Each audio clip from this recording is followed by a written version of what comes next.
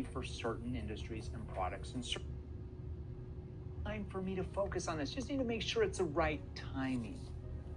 Now, that's an objection you can get in both B2B or B2C. Prospect says, I want to make sure it's the right time for me to really focus on this. You ask a clarifying question. How do you mean by the right timing? Prospect, well, I'm really busy with my kids, my studies, my work, whatever excuse they throw out. You say, how much time do you think you would need to put into this just so I understand?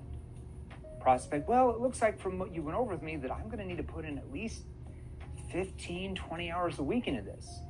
Then you say this. Well, I guess you could. Most of our clients just typically put in 4 to 5 hours a week to get those type of results we talked about. Would that help you? Now, why do we do that? Most of the time you can resolve simply because they thought they would need way more time to invest in this than they actually needed. Now, the way I taught you to resolve this would only be for certain industries and products and services. So let me give you another way to resolve the same concern, okay, depending on what you sell. In this example, let's say you sell relationship or marriage counseling or coaching. We train a lot of companies in that as well, which helps people have a better relationship or marriage. Prospect says, I want to make sure it's the right time for me to really focus on this. You ask, how do you mean by the right time? Prospect, well, I'm really busy with my work right now. You say, yeah, that's not a problem. Can I make a suggestion, John? Sure, go ahead. How will you be able to repair your relationship with your wife if you don't take the necessary time to learn how to resolve the conflicts and be able to reconnect again? Prospect, well, I don't know. I guess I'd have to figure something out. Are you willing to settle for that? That's softly challenging. Are you willing to settle for that? Prospect, well, I guess if I have to, if I don't have a choice. You say, well, whose choice is it if you settle or not? Prospect, well, I guess it'd be my choice. Then you say, well, you tell me. Which is more risky for you and your spouse? Getting the funds and dedicating the time over the next 3 months to learn once and for all how to heal the relationship so you feel connected again and your marriage thrives for you and your family and you move on? Or is it more risky for you to do nothing at all? And those problems stay the same. The lack of intimacy the same. Lack of connection stays the same. And nothing ever changes and you end up getting a divorce. Which is more risky for you and your family? Now, they will always say it's more risky if they don't do anything at that point. And they're going to say, yeah, that's right. I need to do something. Okay, do you want to change all that and have the marriage you wanted and feel connected like you mentioned when you first got married? And they're going to say, yeah, I want that bad. And that objection is gone. Now, once again, that's an objection you only get in certain industries. And I gave you 2 ways how to resolve that. It could be a little bit different in other industries, but I wanted to give you those 2 examples.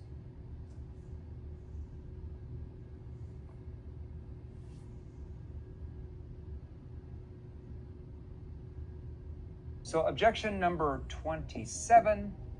What do we got? I've just got way too many things going on. Can you give me a call back later? You can't fall victim and say, yes, I'll call you tomorrow at 10 p.m. Okay, let's say you call an outbound lead who's responded to some type of ad requesting information and you're calling back and the prospect answers and says, hey, thanks for calling, but I'm just wrapped up at work right now. Can you call me back later? You say, well, possibly. What I can do, if it helps, is give you my number and have you call me back later today to see if I'd be available for you. Would that help you? Prospect is going to say, sure. Okay, my number is 816-895-4565. Now, what's your time frame on getting back to me later today just to see if I'm going to be around for you? Now, why would I not just ask the prospect when they want me to call, and then I would just call at that time? Like if they say, can you just call me back tomorrow at 9 p.m.? Why would you not want to do that? Because it makes you look desperate. It makes you look attached. It makes you look like just another salesperson in their mind that they can commoditize and try to get rid of. You're just trying to sell them something. And notice when you do call them back later in the time that they wanted you to call back, or the next day or on the weekend, that 90% of the time they don't even answer. They leave a voicemail, you email them, and they never get back to you. Do you know why that happens? Because they're trying to get rid of you. Because something you said or didn't ask in the beginning of that call triggered them to go into what we call fight or flight mode, and they're trying to get you out of there. So prospect says, well, I could call you later today, maybe around 4 or 5. You say, I should be available then. Now, if I don't answer, James, can you just text me and I'll have to see when I get back to you? Would that work? Sure, yeah, that's fine. Now, more than likely, the prospect is not going to call you at 4. They might, but more than likely they won't. So you wait a few minutes after 4, say 4:02, 4:03, 2 or 3 minutes after they're supposed to call you, to make sure you don't look desperate, like you're calling them right on time, and then you call them and say this. Hey, James, it's just Jeremy. I'm a bit behind schedule. I was just with another client. Okay, so it looks like you'd responded to one of our ads on Facebook about, and then you go into your first connecting questions to take the focus off you and put it on them. Now, here's another way to overcome this objection. It's called an NEPQ counter commitment. I've showed you a few times throughout different objections how to do this. So I'm going to show you a different version. Prospect says, hey, thanks for calling, James, but man, I'm really wrapped up with the project now. Can you call me back later tonight? Well, possibly. I don't really work in the evenings, pretty much normal business hours with my schedule. What I can do if it helps is if you have your calendar handy, I can pull up mine and have you book a specific time with me, maybe during normal business hours. That way you don't have to chase me down and vice versa. Would that be appropriate? Then you book a specific time with them. Don't book it 2 weeks later, book it a day or 2 later. No, notice how you have built an equal status frame with them when you say, that way you don't have to chase me down. That one phrase frames you as someone who's important, whose time is valuable. You're an expert, a trusted authority, who's got lots of other clients. You don't need them. You're detached. You're calling to see if you can help them.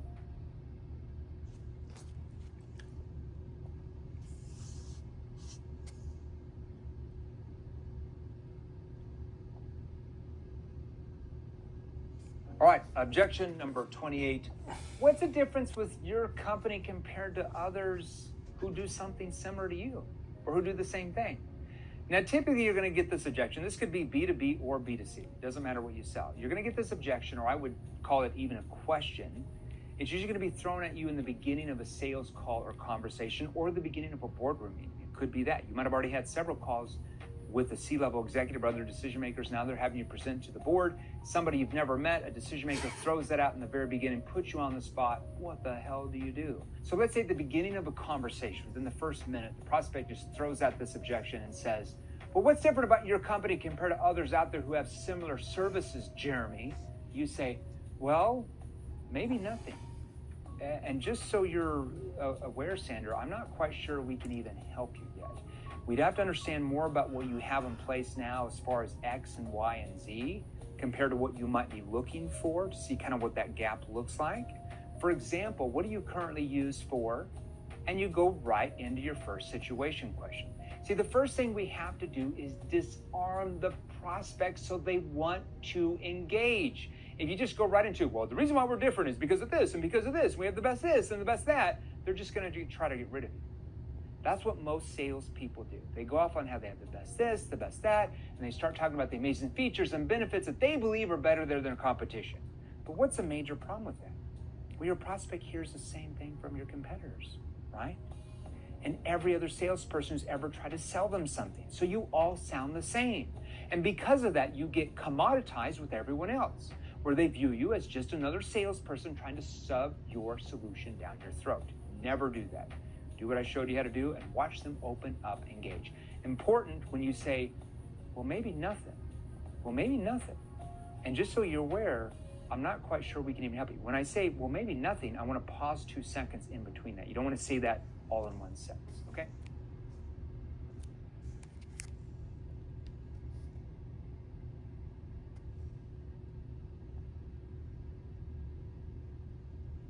Can you give me a better price? We had another quote that was cheaper. You can actually get this in quite a few different industries, both B2B and B2C.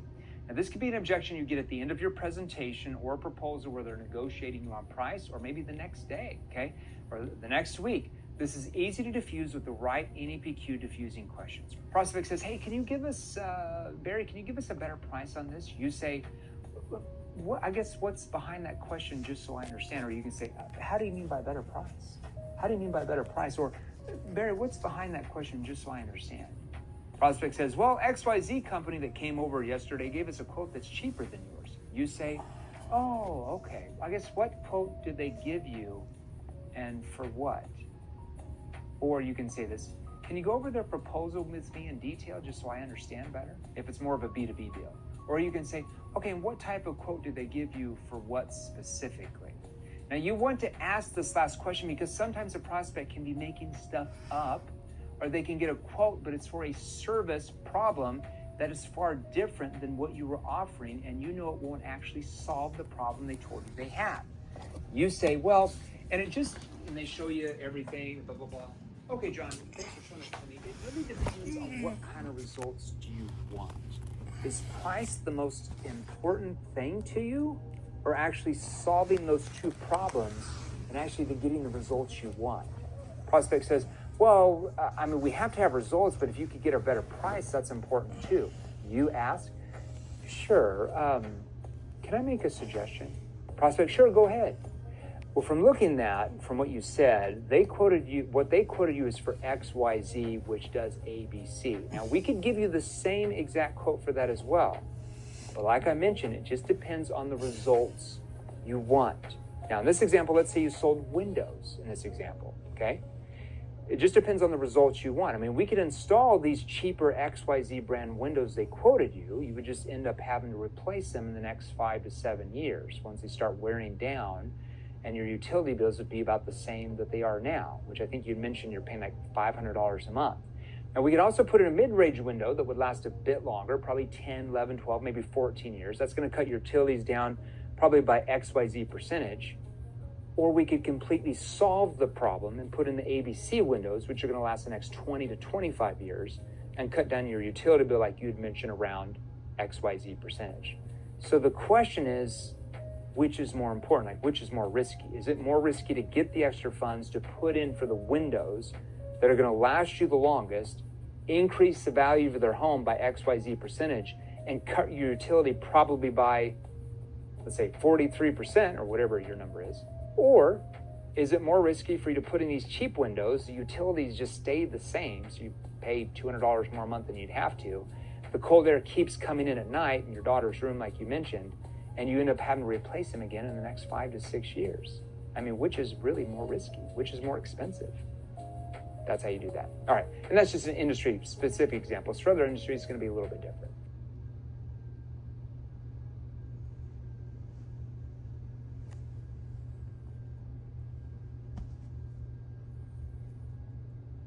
I want to compare prices with another company, or I want to compare prices with another vendor.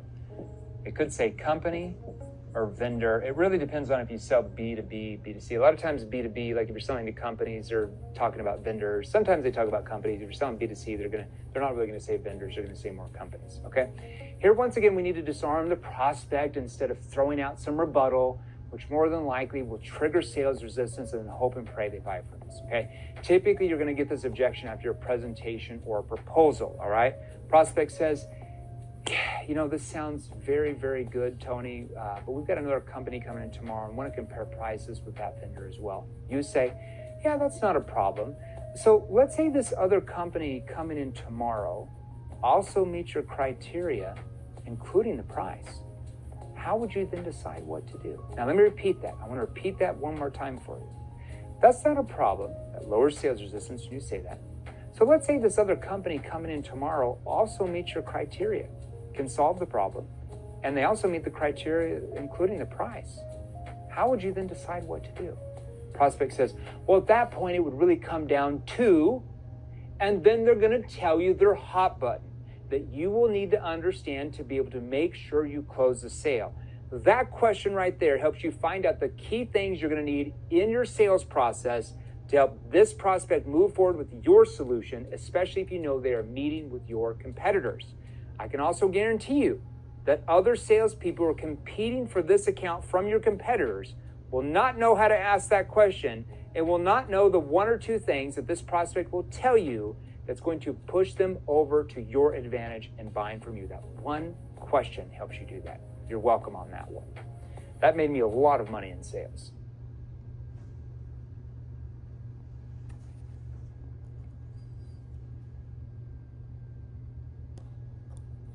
Objection number 31, I don't need the product or service. I don't need this. I don't need the product.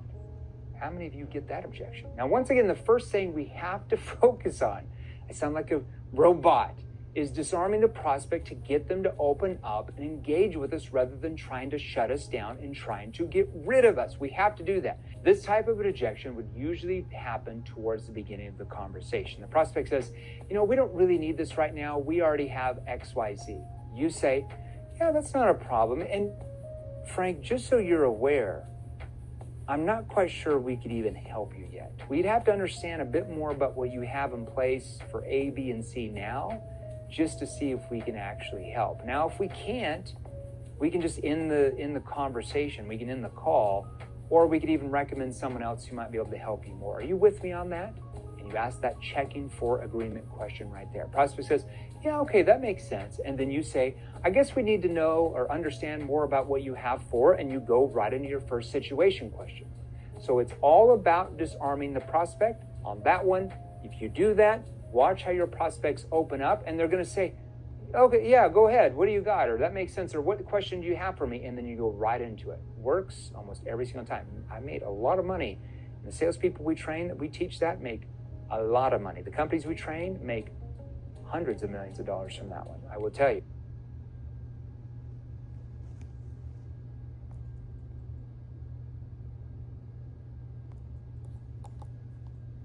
I saw some negative reviews about your company online. Ooh, I bet you get that one sometimes, right? Because nobody has 100% perfect reviews. As your company gets big, there'll always be some joker out there, no matter if you did the greatest job for them, that will say something. His hair looks stupid. I mean, they'll just say something. I saw some negative reviews. Some negative reviews about your company online. Okay, first we need to find out what they actually mean. How many did they actually see? This objection can be easily diffused once you ask a few questions that helps them answer themselves. Prospect says this, Alice, we were doing some research over the weekend. We saw your company had some bad reviews. You say, oh, interesting. How do you mean by bad reviews? Prospect, well, there were some people saying some bad things about your company. You say, were these actual clients or just some negative people online that have a lot of time on their hands? Prospect, well, I think some were clients, but not sure if they were all clients. I'm not sure. You say, now when you say you saw negative reviews, how many did you actually see? Prospect, well, I'm not quite sure. There were probably 10 to 15, maybe, if I'm guessing, 10, 15, somewhere in that round that we saw. You say, okay, so you saw 10 negative reviews. We have over 5,000 clients now.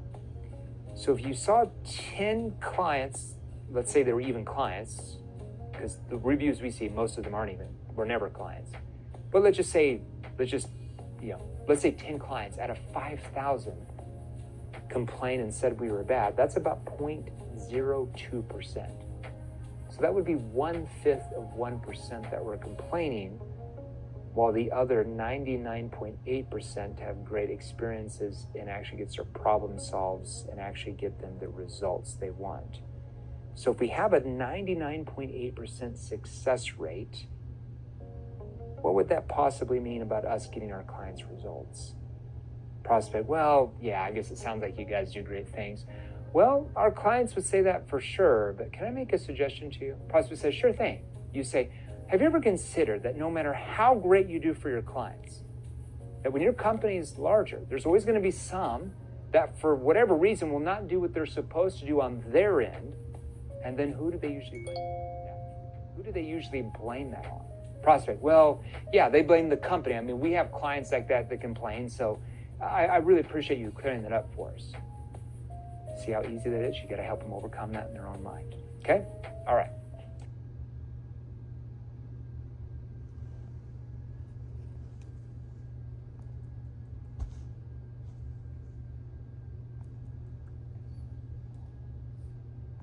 I can get the same thing somewhere else.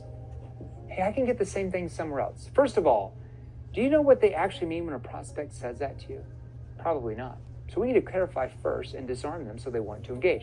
Most of the time, this objection is usually triggered by something you said or didn't ask in the beginning of the conversation, and they're just trying to get rid of you. They've gone into fight or flight mode. Prospect says, hey, I can get the same thing somewhere else. You say, well, you could, and just so you're aware, I'm not quite sure we could even help you yet. We'd have to understand more about what you use for X, Y, Z, just to see if we can even help you in the first place. And if we can't, we can just hang up the phone, or if you find that we possibly can, we can continue the conversation if you'd like. Are you with me on that? Nobody's going to say, nope, I'm not with you on that. I mean, that's like 1 out of 1,000 people that say that. Press says, yeah, okay, that makes sense. What do you got for me? Okay, well, I probably should start off by asking you about, and you go right into your first situation question. Do you see how easy it is to disarm them? When you say, well, I'm not quite sure we could even help you yet. You pause 2 seconds. Don't say it through.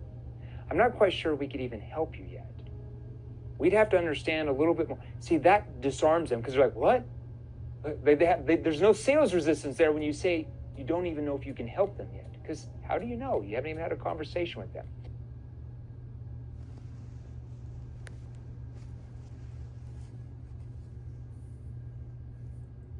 If I buy this, I could lose my job if it doesn't work out. You're not really going to get this if you sell business to consumer. There might be a few industries you would, but it's pretty much business to business, okay? This objection you're really only going to get in certain types of B2B sales, okay? Like I said, if you're selling to C-level executives who are concerned they're going to lose their job if they make a wrong buying decision with their solution, because maybe they made some wrong buying decisions in the past that have caused the company to lose a lot of money that they work for. Prospect says, this sounds really good, but if I buy this, I could lose my job if this doesn't work out, Amy. You say, how do you mean you'd lose your job? Or you could say, how do you mean it wouldn't work out? Prospect says, well, if we get involved with you and for some reason it doesn't work, I could get fired. You say, can I ask, has something happened in the past where you purchased something and it didn't work out and your boss got upset at you? Prospect says, oh, let me tell you, about 6 months ago, we got into a year contract with this company who does X, Y, and Z. And I was a major cheerleader on that. And the company didn't fulfill anything they said they could do. And the company had to do a buyout of that contract. And everyone blamed me. You say, okay, that makes sense. Tell me what specific parts of the product, service, proposal, whatever. Tell me what specific parts of the service we just went over do you feel might not work for you though?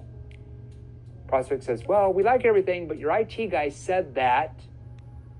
At this point, they're going to tell you the real concern. And I just gave you kind of a random example there. It could be something, well, we like everything, but you said something, or your guy said this, and they have uncertainty, right?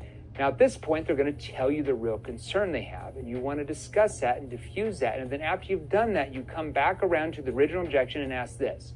So if we are able to come in and fix, repeat back their problems so that you can, and you're going to repeat back the desired results they want, how do you see this helping you the most as far as how your boss would start to view you? See how that works. Do that every time. Works like a charm. You can make a lot of money from that.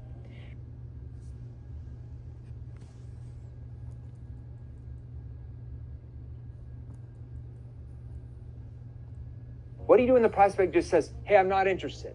Like at the beginning of a sales call, door-to-door, B2B, cold call, doesn't matter. They just say, hey, I'm not interested. I'm not interested. I know all of you get this, especially if you do outbound or cold calling or door-to-door or B2B. I know a lot of you get this. This is just another knee-jerk reaction some prospects are going to give you at the beginning of a cold call for B2C or B2B, or sometimes even if you call an outbound lead, okay?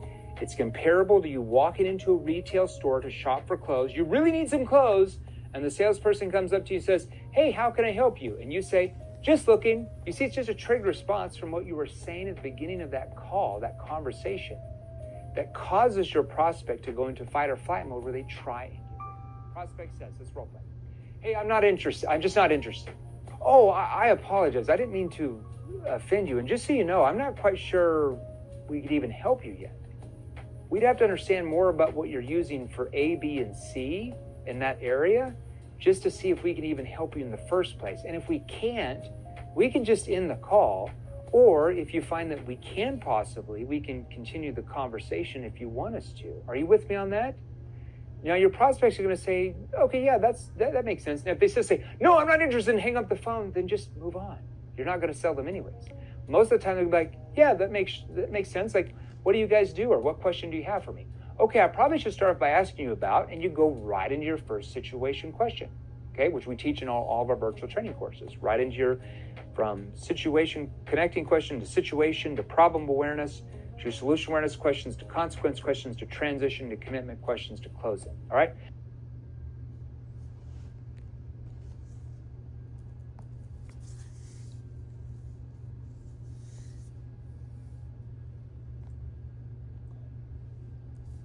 Okay, let's go over objection number 36. I make the decision runs here. We don't need to talk to anyone else in the company.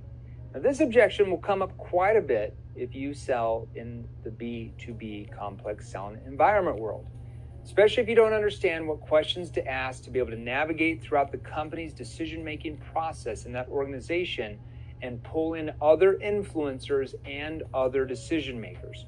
According to a recent article on this very subject in Forbes, the average company in the United States, very similar in the world, has 6.7, it's almost 7 decision makers and or influencers. That's the average company. You must know how to get every single decision maker, or even someone who cannot make the decision, but who can influence the decision makers on board with what you're offering. Otherwise, you have no control over the outcome of closing that deal. So what do you do, though, in the case a C-level executive says, hey, you don't need to talk to anyone else. We can make the decision ourselves. I can make the decision myself. Realize most of the time this is a trap, okay? Unless it's like a small company and it's a CEO and that's the only person who owns it, that's going to be a trap. And 9 times out of 10, they can't make the decision themselves, but are either fishing for more information to take back to their bosses so they can try to negotiate with their current vendor and get a better deal, or trying to look good to you but have zero authority to buy at the end of the day.